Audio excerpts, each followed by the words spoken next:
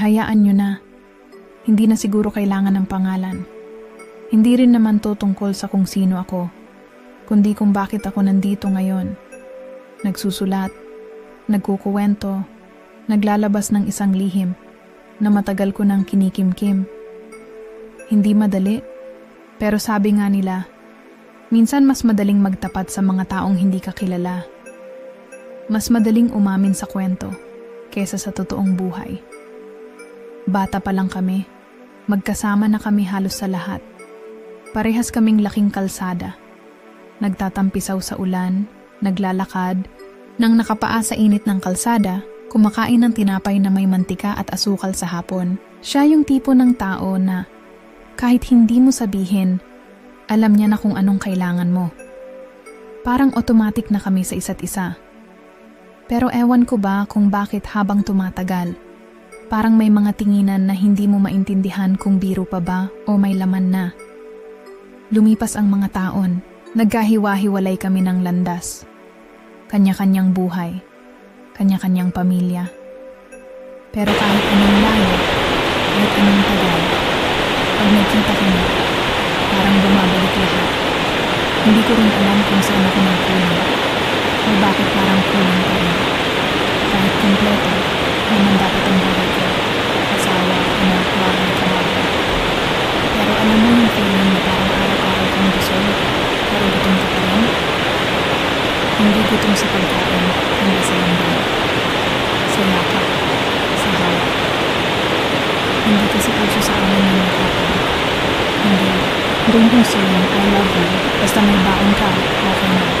Basta may ulam sa mesa, sapat na.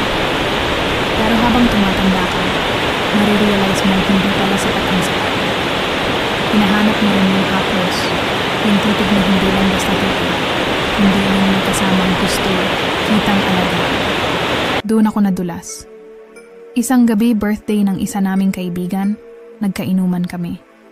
Tawanan, kwentuhan, kulitan. Hanggang sa napansin ko na lang na magkadikit na kami. Hindi ko alam kung ako ang unang humawak o siya. Basta ang alam ko lang, nung maramdaman ko yung palad niyang mainit sa balat ko, parang biglang bumalik lahat. Lahat ng mga hindi ko naramdaman sa sarili kong asawa. Hindi ko rin alam kung bakit sa dami ng pwedeng umagapay sa akin siya pa, si kumpare. Yung best friend ko nung bata, yung taong pinagkakatiwalaan ng asawa ko. At oo, hindi ko kinaya. Hindi ko kinaya yung init nung gabi na yon. Hindi ko kinaya yung lambing na matagal kong hinahanap. Hindi ko kinaya yung hotdog ni kumpare. At habang nangyayari yon, wala akong nararamdaman na takot. Mas naramdaman ko yung lungkot. Kasi bakit kailangan ko pang hanapin sa iba yung dapat nasa bahay ko? Pagkatapos nun, parang normal lang ulit. Pero ako, hindi na normal. Kasi habang ginagampanan ko yung papel ko bilang asawa at nanay, hindi ko mapigilan tanungin sarili ko. Ako ba ang mali? Ako ba ang sumira ng lahat? O matagal nang wasak pero pilit ko lang tinatahi? Ito na siguro yung simula ng lahat ng gulo. Ng lahat ng tanong na hanggang ngayon, wala pa rin akong sagot. Pero isa lang ang alam ko, hindi ko na kayang itago. At baka, sa pamamagitan ng kwento kong to, baka sakaling may makaintindi. Baka sakaling may makaramdam na hindi lang ako ang ganito. Bakit nga ba ganun? Bakit kailangan pang sa iba natin maramdaman yung dapat sa atin? Mali ba akong maghanap ng lambing sa taong hindi ko naman dapat hanapin? Hindi ko alam kung kailan nagsimula yung kakaibang pakiramdam. Ang alam ko lang, bata pa lang kami na talaga lagi magkasama. Yung tipong halos araw-araw, magkaagapay sa kalsada, naghahabulan, naglalaro ng taguan hanggang sa dumilim, tapos hihintayin na lang kaming tawagin para kumain. Sa piyesta, laging magkatabi sa mesa, sabay subo ng spaghetti at hotdog na may marshmallow. Tapos tatawanan niya ako kasi palaging may ketchup sa labi ko. Dun ko unang natutunan, yung okay na yan basta may pagkain ka. Hindi kasi uso sa bahay yung yakap. Hindi uso sa amin yung mga salitang mahal kita. o proud ako sa'yo. Basta may kanin, may ulam, tapos sapat na yon. Pero hindi ko alam na habang lumalaki ako, parang may bahagi akong palaging bitin. Hindi ko lang alam kung anong klaseng bitin. Basta may kulang. Siya yung naging komportable kong sandalan, kahit hindi ko sinasabi. Minsan kapag nasusugatan ako sa kalaro, siya yung unang lalapit. Oy, ayos ka lang? Hindi. Ako sanay sa lambing, kaya minsan napapahiya ako. Pero sa totoo lang, hinahanap-hanap ko rin. Hindi ko lang alam kung paano aaminin, kasi nga hindi ako lumaking sanay sa mga haplos o yakap. Hindi ko nga rin maalala kung kailan ako huling niyakap ng nanay ko, kung niyakap man ako. Habang tumatagal, nag-iba yung mga tingin niya. Mula sa simpleng asaran at tuksuhan, naging mga titig na parang may ibang laman. Hindi na yung tipong tawa-tawa lang. Yung tingin na tipong kahit hindi magsalita, ramdam mong gusto niyang sabihin na, alam mo bang ang tagal na kitang tinitingnan ng iba? Ewan ko ba kung bakit habang lumalaki kami, mas naging kampante akong andyan siya. Hindi ko na siya tinitingnan bilang kaibigan lang. Hindi ko rin siya tinitingnan bilang kapamilya. Iba. Iba yung dating. Yung presensya niya, nakasanayan ko na. Sa tuwing nararamdaman ko na parang wala namang nakakaintindi sa akin, siya yung nagiging safe space ko. Pero tahimik lang ako. Hindi ko sinasabi, baka kasi mali. Kahit nung nagkaroon na kami ng kanya-kanyang mundo, tuwing magkikita kami sa mga piyesta o inuman, yung asaran namin parang may kasamang lihim. Yung simpleng biro niya, may kahalong titig na minsan nagpapatigil ng tibok ng dibdib ko. At hindi ko rin maintindihan kung bakit parang mas hinahanap ko pa yung presensya niya kaysa sa asawa kong nasa bahay. Siguro kasi yun ang kinalakihan ko. Puro pagkain, puro alaga sa gawa, pero walang lambing. Hindi ko nga alam kung papaano magmahal ng totoo, kasi hindi naman naturo sa akin kung paano dapat maramdaman yon. Kaya siguro nung tumanda ako, hindi ko na rin alam kung paano maging buo. Puro ako tanggap, puro ako okay lang, kahit hindi na pala talaga okay. Kaya nung dumating, yung mga gabing nagkakasalubong ulit ang mga mata namin, ibang init na yung naramdaman ko.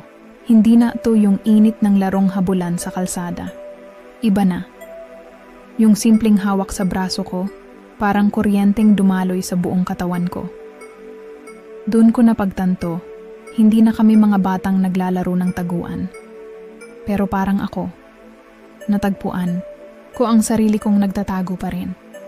At doon ko naramdaman, yung katotohanan na minsan, hindi lang pala pagkain ang nakakabusog. Minsan, isang titig lang ng tamang tao, kahit bawal, kahit hindi dapat, sapat na para magising yung matagal nang natutulog sa loob ko. Hanggang kailan ko kaya kakayanin to? Hanggang kailan ko itatago yung mga tingin na parang gusto ko na rin sagutin ng titig ko? Oo. Pero bakit parang mas totoo? Hindi ko rin inakala na darating ko na sa ganyang punto. Akala ko matagal ko na natutunan iwasan ng mga pagkakataon. Yung mga tanong, mga biro, yung mga simpleng hawak na parang wala lang. Hanggang sa gawin yun, hindi ako lasing. Hindi rin siya. Pero pareho kaming lasing. Hindi sa alak, hindi sa tagal ng pagpigil. Ang dami namin hindi nasabi sa isa't isa. Ang dami namin nilunok. Hindi ko alam kung dahil ba sa tagal namin magkaibigan o dahil alam namin pareho na hindi dapat. Pero ang hirap pala pigilan kapag matagal mo nang tinatawag. Para kang pinapaupo sa harap ng pagkain na gustong-gusto mo, tapos sinasabihan kang huwag kumain. Nagsimula lang yun sa inuman. Mga simpleng kwento lang, tawanan. Parang dati lang. Pero iba na yung tawa namin. Yung tipong bawat halakhak may kasamang buntong hininga. Hanggang sa dumampi yung kamay niya sa tuhod ko. Parang wala lang. Pero ramdam ko, lahat ng ugat sa katawan ko parang gumising. Walang nagsalita ng bastos. Walang halatang motibo. Pero yung hawak na yon, para na kaming nag-usap. Para na kaming nagkasundo na pareho naming gustong huwag nang umarte na walang nangyayari. Kasi totoo naman, matagal nang may nangyayari. Hindi lang namin inaamin. Bawat pagdikit ng balat niya sa akin, parang apoy na hindi mo alam kung gusto mong patayin o gusto mong masunog ng buo. Ang init. Hindi dahil sa panahon, kundi dahil sa bigat ng damdamin na matagal nang nakakulong. Hindi ko alam kung kanino ako mas galit. Sa kanya, kasi hindi niya ako tinigilan, o sa sarili ko, kasi hindi rin ako umayaw. Hanggang sa wala nang nagsalita. Tiningnan niya lang ako. Hindi na yung tingin ng matagal mong kaibigan. Hindi na rin yung tingin ng kumpare. Tingin yun ng matagal nang nagpipigil pero ngayong gabi, ayaw na magpigil. Wala nang humadlang. Hindi ko na rin pinigilan. Hindi ko na rin kayang magpigil kasi hindi lang katawan yung bumigay. Damdamin ko yung hindi na kinaya. Hindi lang hotdog ang hindi kinaya ng gabing yon. Hindi ko rin kinaya yung bigat ng matagal kong itinago. Hindi ko na rin kayang magpanggap na wala akong nararamdaman. Sa bawat haplos niya, pakiramdam ko ako.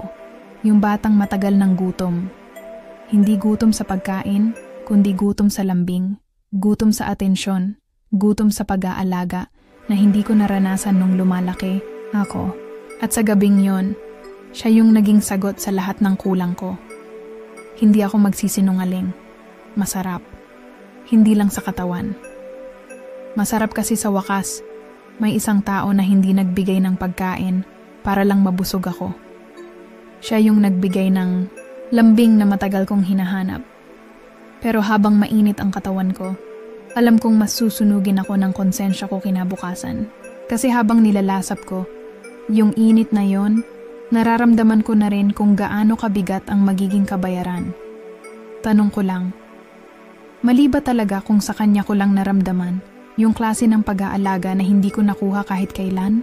Mali ba kung gusto ko lang punan yung butas na iniwan ng pagkukulang ng ibang tao? O ako na talaga ang mali mula umpisa? Simula ng gabing yon, hindi na kami nagkatinginan ng diretsyo. Parang may laging harang. Parang may salamin na puro fingerprint. Hindi mo na makita ng malinaw. Hindi rin namin pinag-usapan. Parang yung nangyari, itinupi lang sa likod ng cabinet, tinakpan ng kumot. Pero ramdam na ramdam pa rin kahit hindi nakikita. Pag-uwi ko, andun lang siya. Yung asawa ko. Nasa sala, nanonood ng TV. Hindi man lang tumingin. Hindi ko alam kung nasanay na ba siya o sadyang hindi na uso sa amin yung kumustahan. Kumain ka na ba? Yun lang ang tanong. Puro ganun na lang. Hindi ko rin alam kung ako ba yung may mali o matagal na talaga kaming border lang sa iisang bubong. Naglakad ako papunta sa kusina. Nag-init ng ulam. Tahimik. Parang bahay ng patay. Pero ang pinakaingay, yung konsensya ko. Bawat kagat ng tinapay, may kirot. Bawat lunok ng kape, may pait. Hindi ko alam kung alin ang mas mahirap. Yung hindi ko masabi yung nangyari o yung totoo na matagal na rin akong hindi masaya dito sa bahay na to. Ilang araw kaming nagkikita ni kumpare pero hindi nag-uusap. Pag nasa kalsada, simpleng tango lang. Kunwari wala lang. Pero alam mo yung tingin na parang may dinadala. Yung simpleng sulyap na parang may gustong isigaw pero hindi pwede. Ganun kami. Puro tingin, puro iwas, puro okay lang ako. Pero ang totoo, hindi okay. Hindi kami okay. Nagkakasalubong kami sa tindahan, sa inuman ng mga kapitbahay. Pero hindi na katulad ng dati. Parang lahat ng tao nakatingin, pero sila lang ang walang alam. Parang ang liit ng mundo namin, pero ang bigat ng dala ko. May isang gabi nagkaharap kami sa kanto. Walang ibang tao. Tahimik. Sabi ko, okay ka lang? Tumango lang siya. Tapos ang usapan. Ang daming gustong lumabas sa bibig ko. Gusto kong sabihin na, Hindi ko rin alam bakit nangyari yon. Gusto kong sabihin na hindi ko rin kayang ulitin yon kasi ang sakit, ang bigat, ang gulo. Pero natapos lang kami sa tango. Sa loob ng bahay, mas ramdam ko yung distansya. Kasama ko asawa ko, pero parang mag-isa ako. Hindi ko siya masilip ng matagal kasi parang may mantsa akong hindi matanggal. Kahit anong kuskus ko sa sarili ko, kahit anong pilit kong maging okay, hindi ko na mabura yung nangyari. Lalo kong naramdaman kung gaano ka-empty ang mga "kumain ka na ba?" na tanong. Parang automatic lang, walang laman. Wala rin naman kasing ibang tanong. Hindi uso dito yung "anong nararamdaman mo?" o "masaya ka pa ba?" Kasi hindi naman kami lumaki sa ganun. Basta importante may pagkain, may bahay, may trabaho. Emosyon? Sa sarili mo na lang yun. Kaya siguro ako humantong dito. Hindi dahil gusto kong manira. Hindi dahil nagiging ako ng bagong buhay. Gusto ko lang maramdaman ulit na may halaga ako, na may nakakakita sa akin bilang ito. Hindi lang bilang asawa. Hindi lang bilang tagaluto ng ulam. Hindi lang bilang ina o kabiyak. Bilang ako. Yung simpleng gusto mo na lumakap sa'yo. Hindi dahil kailangan. Hindi dahil gusto ka. Kaya, pero mali lahat. At ngayon, kahit gaano ko gustong bawiin, kahit ilang beses kong sabihin hindi ko sinasadya, hindi ko mabura yung nangyari. Paano ba dapat gawin kapag hindi ka na makatingin ng diretso kahit kanina? Paano ba binubuo yung sarili? Muulit kapag alam mong ikaw mismo ang sumira sa kung anumang natitira sa'yo. Simula nung gabi na yon, hindi na ako mapakali. Kahit anong gawin ko, kahit anong pilit kong maging normal, parang laging may nakatusok sa dibdib ko. Hindi lang dahil sa nangyari. Hindi lang dahil sa kanya. Kundi dahil hindi ko rin maintindihan sarili ko. Bakit ko hinanap yun sa iba? Bakit hindi ko sinabi? Bakit hindi ko na lang tinanggap kung ano meron kami dito sa bahay? Pero sa totoo lang, hindi ko rin kasi alam kung ano ba talaga yung kulang. Basta ang alam ko, matagal ko nang nararamdaman yung butas. Hindi ko lang alam kung saan ko hahanapin yung pambutas. Siguro kasi ganito kami lumaki. Hindi uso sa amin ang yakap. Hindi uso ang "anak, proud ako sa'yo." O kahit simpleng "mahal kita." Ang alam ko lang, kapag may pagkain sa mesa, okay na. Kapag may baon ka sa school, ibig sabihin mahal ka. Pero hindi pala lahat ng puno ng tiyan. Puno rin ng loob. Sanay akong mag-isang umiyak. Sanay akong pigilan. Kahit noong bata ako, pag naiiyak ako, ang maririnig ko lang, "Tama na, drama ka na naman." Kaya natutunan kong itago. Hanggang ngayon, dala ko pa rin yun. Kahit gustong gusto ko nang sumabog, pinipigilan ko. Kahit gusto ko nang umiyak ng malakas, sinasara ko na lang bibig ko. Baka kasi wala namang makikinig. O baka, wala ring may pakialam.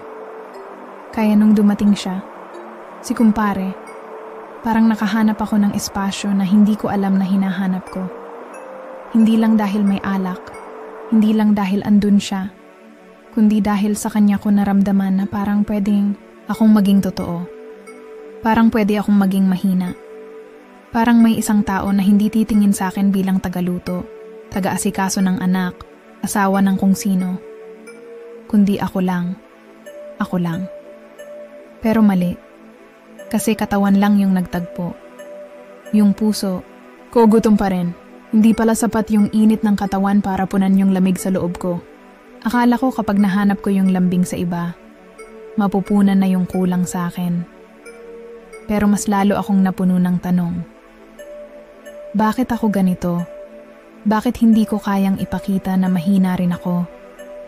Bakit hindi ko kayang sabihin na hindi ako masaya? Bakit kailangan ko pang hanapin sa ibang tao yung hindi ko maibigay sa sarili ko? Hanggang ngayon iniisip ko kung totoo bang mali ako o sadyang naligaw lang ako sa paghahanap ng sagot. Hindi ko na rin alam kung paano mag-umpisa ulit. Kasi kung sa Pamilya ko noon, walang nagturo kung paano maging totoo sa nararamdaman. Paano ko ngayon ipapakita kung anong totoo? May mga gabi, napapatingin ako sa kisame habang tahimik na umiiyak. Hindi yung hagulgol na iyak. Yung tipong tumutulo lang, tahimik, walang tunog. Kasi, yun ang sanay ako. Iyak na walang nakakakita. Hindi ko alam kung paano babangon. Dito. Hindi ko alam kung paano ko sasabihin sa sarili ko na okay lang na hindi maging okay. Pero ito lang sigurado ko. Hindi lang katawan ko ang naghanap. Hindi lang init ng gabi ang hinanap ko. Puso ko talaga ang gutom. Pero hanggang kailan ako magtitiis?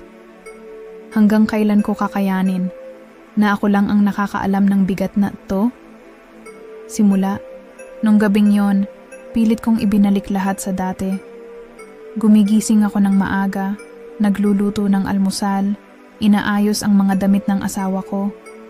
Ginawa ko lahat ng hindi ko na nagagawa dati. Parang bumalik ako sa panahong bagong kasal pa kami. Niluto ko pa nga yung paborito niyang adobong baboy.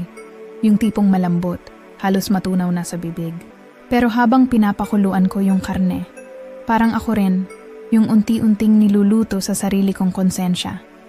Kahit anong lambing, kahit anong ngiti, hindi ko kayang tingnan ng diretso ang mga mata niya. Parang may usok sa pagitan naming dalawa, yung hindi mo makita pero ramdam mong nandun. Pagdating naman kay kumpare parang wala lang, parang hindi kami parehong nasunog nung gabing yon. Tahimik siya, maayos, magalang pa rin kapag nagkakasalubong kami sa kanto. Pero kahit hindi kami nag-uusap, kahit hindi kami nagtitinginan, ramdam ko na pareho kaming natatakot bumitaw ng kahit anong salita. Kasi baka pag may lumabas, hindi na namin kayang isara pa yung sugat na mabubuksan. Pero hindi ko kayang ganito habang buhay. Hindi ko kayang magkunwari habang nakikita ko yung asawa kong walang kamalay-malay. Hindi ko kayang ngumiti habang alam kong may kasalanan akong hindi ko kayang banggitin.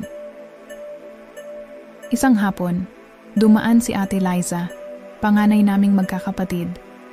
Siya yung tipo ng ate na kahit walang sabihin, alam na kung may mali. Oh, parang hindi. Kamapakali ah.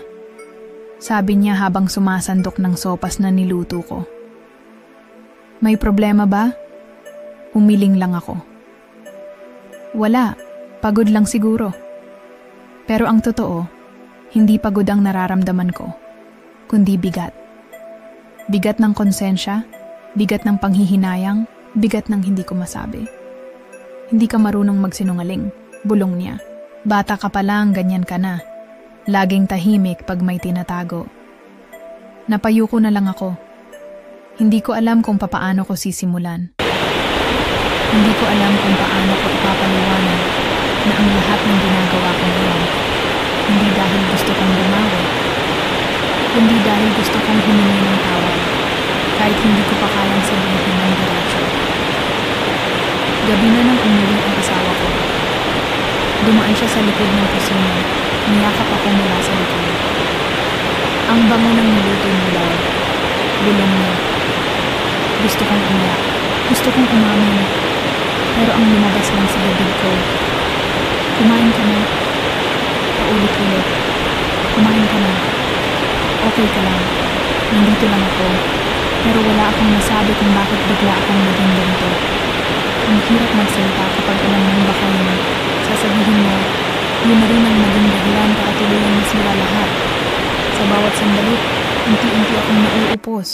Parang kandilang nauubos yung ilaw habang pilit pa ring nagbibigay ng init. Pero hanggang kailan ko kayang magkunwari? Hanggang kailan ko kayang itago ang totoo? At sa gitna ng lahat ng ito, ang tanong ko sa sarili ko, paano ba talaga humingi ng tawad kung ang pinakaunang hindi pa nagpapatawad?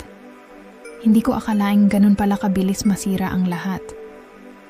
Isang gabi lang, isang notification lang, isang maling paghawak ng telepono, tapos lahat. Habang nagluluto ako ng ulam sa kusina, narinig ko ang malakas na pagbagsak ng cellphone sa mesa. Napalingon ako at doon ko siya nakita. Hawak ang telepono ko.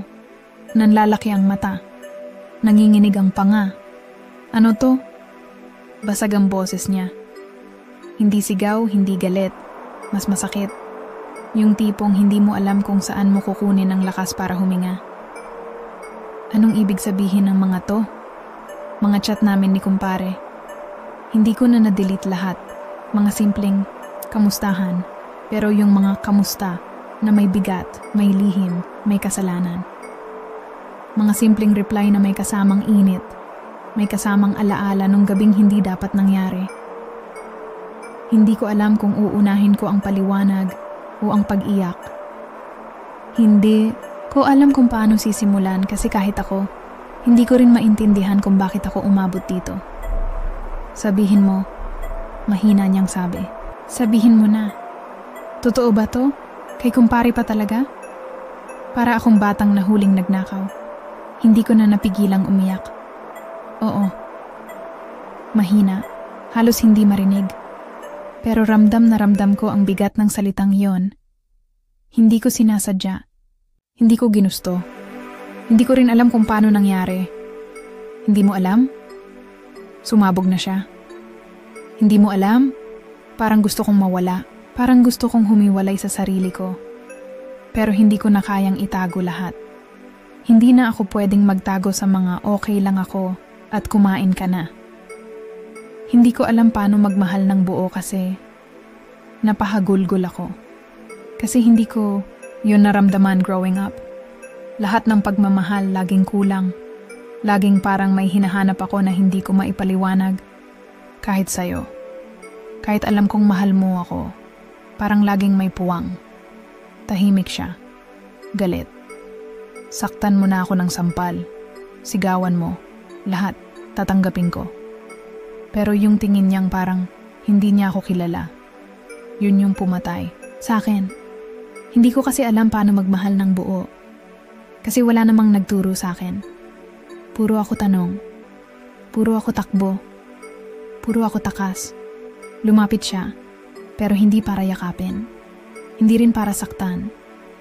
Tumitig lang siya. Diretso. Matulis. Hindi mo ako ginawang kasangkot sa laban mo. Naghahanap ka ng yakap sa iba. Pero hindi mo man lang sinabi na kailangan mo ako. Biglang tumulo yung mga luha na matagal ko nang kinikimkim. Para akong batang nawalan ng magulang kahit andyan naman siya. Patawad, bulong ko. Pero ang totoo, hindi ko alam kung patawad ba ang kailangan ko o yakap. Yung yakap na hindi ko nakuha bata pa ako. Yung yakap na hindi ko naramdaman kahit sa mga dapat unang magturo sa akin paano maging buo bilang tao. Pero sa totoo lang, baka pareho ang kailangan ko, patawad at yakap. Kaso, paano kung pareho ring hindi ko deserve? Tahimik ang bahay. Iba yung katahimikan ngayon. Hindi na siya yung tipong binabalikan mo kasi gusto mong mapag-isa. Ngayon tahimik kasi wala na. Wala na siya. Umalis muna. Sabi niya, kailangan ko ng space. At hindi ko siya masisi. Siguro kung ako rin ang nasa posisyon niya, ganun din ang gagawin ko. Hindi ko alam kung ilang araw na akong ganito.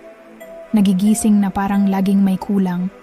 Parang may nakakabit pa rin sa dibdib ko na hindi ko matanggal. Pero sa kakaikot ng mga gabi ko sa kama, natutunan ko ring tanggapin na hindi lahat ng sugat agad-agad gumagaling. May mga sugat na kahit ikaw na ang may gawa, kailangan mong hintayin kung kailan ito kusang huhupa. Hindi ko rin alam kung magbabalik pa siya. Hindi ko rin alam kung kaya ko pang humiling na bumalik siya. Pero sa bawat araw na lumilipas, unti-unti kong natututunang maging totoo sa sarili ko. Hindi na ako yung palaging tahimik. Yung palaging okay lang ako.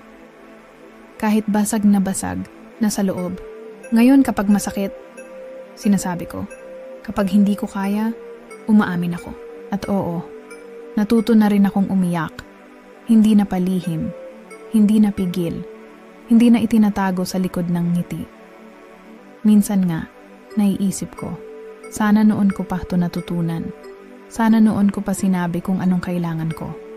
Sana noon ko pa natutong humingi.